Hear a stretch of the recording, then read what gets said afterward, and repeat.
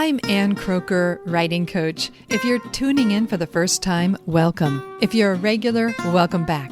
Today you've joined hundreds of established and emerging writers who are discovering ways to reach their writing goals and have fun by being more curious, creative, and productive. This is episode 248, Stephen King's Pencil. What brand of pencil does Stephen King use? People ask. People want to know.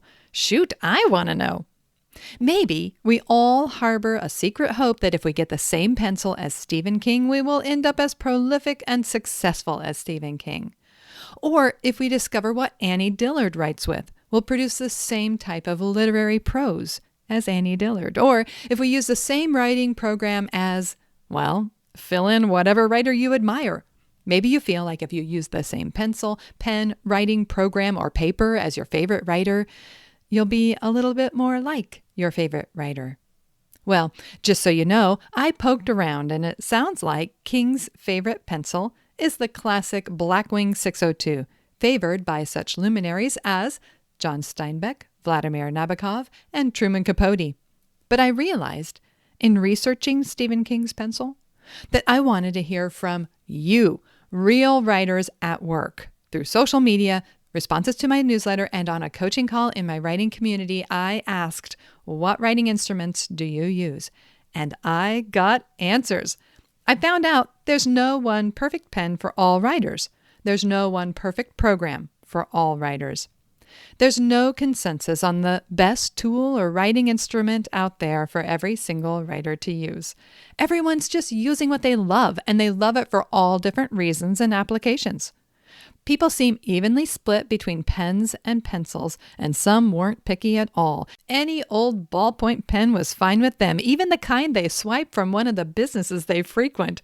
And others were more precise on brand color and tip, the fine, medium, thick. So I'm guessing that you're curious to hear what these real writers use to do the work. Well, as I said, it seems about evenly split between pens and pencils. So let's dive into the pens. Ballpoint pens are at the top with Bic. Yes, that common brand is one of the favored options. They're easily found. They're really cheap, and they come in fun colors. And a lot of people want one color like only blue, or one style like only fine point. Coming up right after Bic is the Pilot brand. The Pilot Precise V5 seems to be the preferred version of that brand, and good gel pens are adored by some people and hated by others. Tool pens, that's capital T, capital U, capital L, those pens are also coming in hot with a lot of writers who are addicted to them. I also heard from a writer who loves Papermate Ink Joy, Sharpies, and Flair pens, and a couple of fountain pen users. Whether they're using a pen or a pencil, people are writing in all kinds of notebooks, and a few people love the freedom of writing on scrap paper with no lines. And if you're curious, when I grab a pen, I like the Pentel RSVP pen in black fine point. They're easily found and affordable, kind of like the classic Bic ballpoint.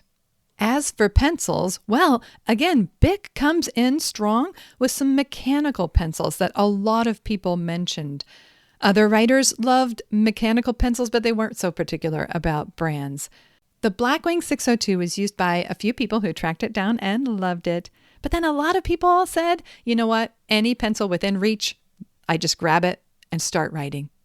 More specifically, I did hear about Papermate's Murado Black Warrior, hard to track down, but recommended by author Daniel Silva. And then someone mentioned graphing pencils. They loved writing with graphing pencils. Now let's switch to writing programs. Microsoft Word and Scrivener are neck and neck. A lot of writers are using one or the other, and sometimes both, because after you export a Scrivener document as a Word document, and then you send it off to your editor, well, then you might start tracking changes and going back and forth, and it's much easier to do in Word. Google Docs comes in next, and then a few people use open source LibreOffice. Then one person mentioned using Final Draft for screenplays.